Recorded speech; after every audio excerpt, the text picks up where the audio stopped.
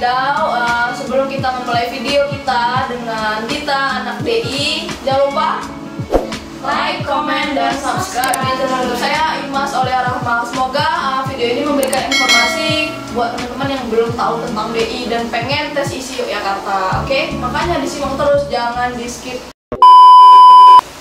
Jadi kalau SBM itu pasti ada portofolionya kan. Nah, portofolionya itu ada yang portofolio umum sama yang spesifik sesuai jurusan. Yang untuk umum itu untuk semua seni rupa ya Kak, cabang seni rupa. Yang pertama itu ada, kita disuruh membuat gambar narasi dengan tekniknya hitam putih. Itu temanya menonton pertandingan olahraga. Terus yang kedua itu kita gambar kayak real life sih, aku belum tahu namanya itu gambar apa. Real life, jadi gambarnya tuh diminta satu jenis sayuran, alat olahraga, alat dapur, sama satunya alat gambar.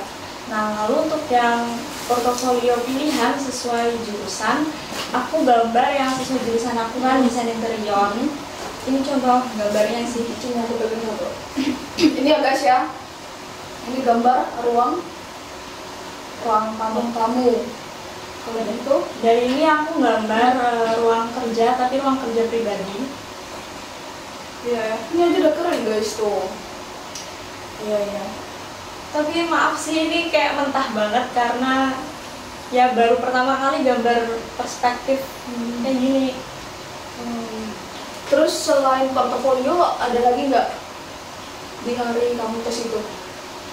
Enggak sih, itu cuma dikirim aja. Oh, jadi gambar dikirim kayak di scan gitu. Iya, di scan. Kalau yang SBM yang ada interview, wawancara atau praktek lainnya?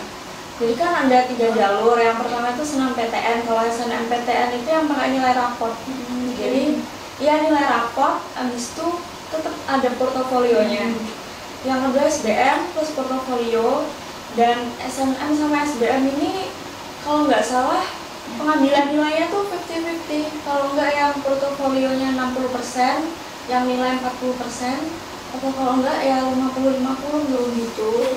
Ada passing grade-nya nggak kalau untuk DI? Kurang tahu ya. Cuma tips dari aku sih, kalau misalkan kalian ngerasa nilainya kecil atau kurang gitu ya maksimalin di portofolio. Fotonya. Oh iya. Kalau tips portofolio ada nggak dari kamu? Dari aku, kalian mulai sekarang tuh belajar gambar perspektif. Terus pelajari bahan material juga karena kan berpengaruh ke gambarnya kan.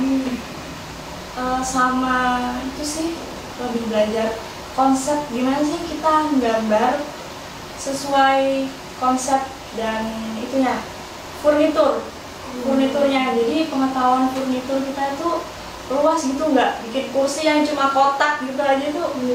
Lebih berimajinasi lagi ya, dengan konsep-konsep yang lebih menarik gitu loh, yang nggak monoton. Oh iya, satu lagi, kalau mau masuk isi itu SBM-nya harus sosum. Iya.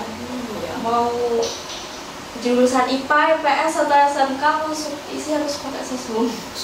Tapi di SBM ada ngerjain soal tes tertulis gitu? Iya. Ya itu ya yang sosum itu. Sosial.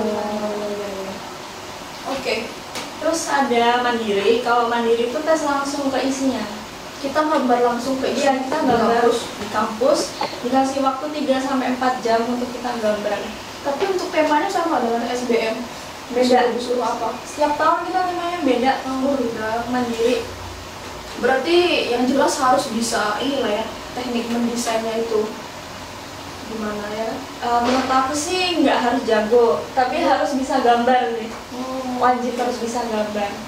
Jadi selama kamu belajar di jurusan desain interior, pastilah ya belajar teknik atau basic dasar dalam mendesain itu apa aja? Mungkin bisa kasih ilmu lah sedikit ke teman-teman dan yang mau belajar. Jadi yang belum jago gambar nih, tenang aja, karena nanti kalau kalian masuk jurusan interior, selama 2 minggu tuh kita ada kampus tuh ada program kita diajarin gimana sih gambar dasar interior gitu, diajarin garis, gimana cara garis lurus. Jadi aku sampai pertama garis itu sampai nggak pakai nafas biar garisnya lurus.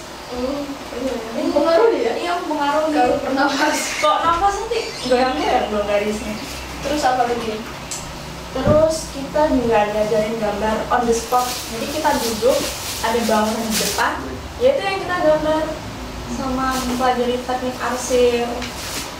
Terus perspektif, ada banyak sih perspektif, cuma yang sering dipakai itu yang 1 titik hilang, 2 titik hilang, sama 3 titik hilang. Itu kan garis.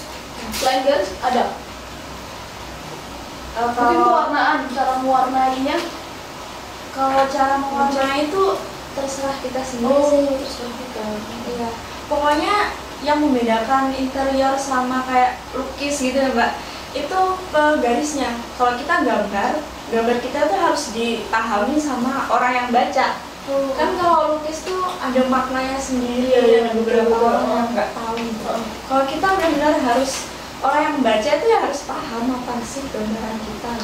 Aku sempat berpikir kalau kuliah di semua jurusan di ISIOK ya itu nggak ada hitung-hitungan. Salah ya. Salah. Ternyata ada guys, dan ternyata emang ada di jurusan desain interior yang kebanyakan hitung-hitungan ya. Itu hitungannya sih lebih ke dasarnya fisika aja sih, nggak spesifik gitu. Tapi menurut kamu susah nggak, ribet? Susah nggak ngerjain? Kadang susah sih, tapi nggak sekompleks arsitektur kok. Oh iya. Terus itu kan hitung-hitung kan berarti mengukur kan? Ketika kapan kita harus mengukur dalam hitung-hitung itu? Ada yang namanya gambar teknik Kak. Jadi gambar teknik itu kita gambar harus benar-benar ada ukurannya tuh spesifik gitu. Dan gambar teknik itu harus bisa dipahami oleh semua orang yang membaca. Jadi gambar teknik itu ukuran bisa dibaca orang dan bisa dijadikan nyata. Jadi misalkan furnitur, nah itu harus tahu tingginya berapa, panjangnya berapa, bahannya apa, biar nanti tukangnya yang membuat itu gampang. Iya. Gitu. Terus mungkin ada yang AC, menghitung AC, jadi dengan luas segini tuh butuh AC berapa. Terus jaringan listrik juga sih. Oh iya. Nah kalau pelajaran yang kamu sukai di DI apa? Aku lebih suka ke teori. Anak konsep.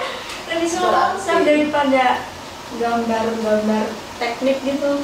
Jadi lebih suka nge-sketch. Aku terus terang nggak suka gambar teknik sih. Iya. Berarti kalau ngekonsep, kamu berimajinasi nih. Mau bayangin apa yang pengen kamu hadirkan di tata ruang itu. Ya udah kamu sketch gitu ya. Iya, di sketch. Terus klien maunya apa, pengennya gayanya pakai apa gitu. Terus juga kita melihat kegiatan di suatu ruangan itu apa aja, jadi kita bisa ngerti kebutuhannya apa, furnitur yang pelengkap apa gitu. Nah, mungkin buat teman-teman wadah wadidaw yang pengen masuk jurusan desain interior tapi masih bingung banget nih, nggak tahu berapa biaya kuliahnya, yuk kita tanya. Berapa Mbak kira-kira kisaran biaya kuliah di DI?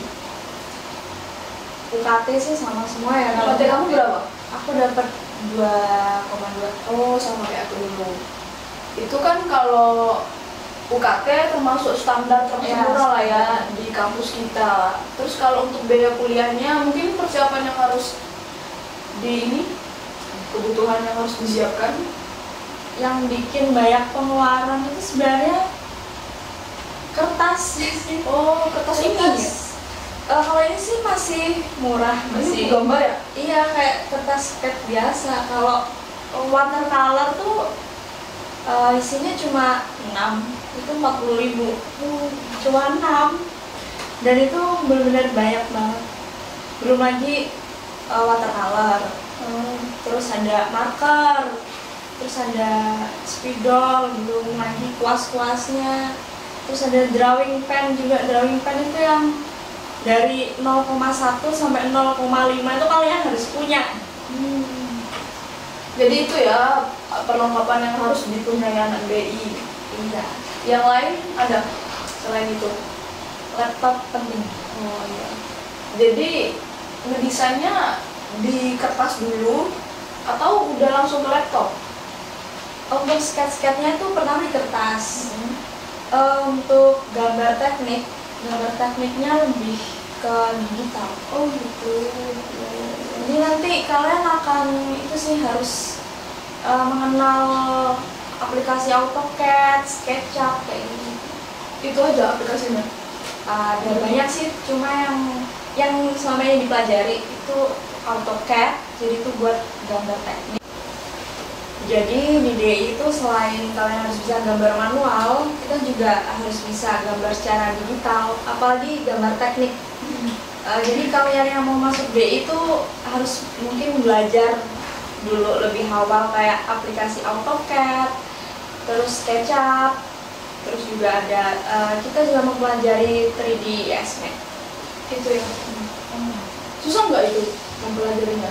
Ribet? Awalnya sih susah gitu, apalagi yang belum pernah megangnya ini tuh harus diapain gitu. Tapi seiring berjalannya waktu sih bakal Bisa ya? Iya, otodidak tuh bisa.